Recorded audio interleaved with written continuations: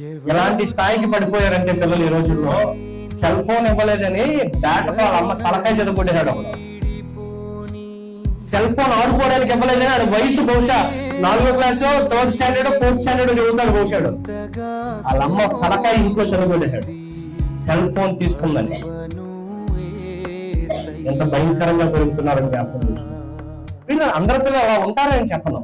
కనుక సమాజంలో వారిలో ఇది ద్వేషాలు, కోపాలు, కాకపోతే ఏంటంటే పేషెన్స్ తగ్గిపోతున్న ఈ రోజుల్లో మీరు ఏం చేయాలంటే ఈ స్థితిని గురించి నేర్పించి, కలగబో మంచి చెడుల గురించి నేర్పించి, వారి యొక్క బంధుత్వాన్ని గురించి, లేకపోతే వారి స్నేహం గురించి, ఎవరితో చేయాలి, ఎవరితో చేయకూడదు, ఎవరితో ఎలా ఉండాలి, అవన్నీ కూడా మీరు ఏం చేయాలి వారికి ఖచ్చితంగా నేర్పించాలి. సమాజం ఎలా ఉంటుందో, బయట వ్యక్తులు ఎలా ఉంటారో మీరు నేర్పించాలి ఇంట్లో.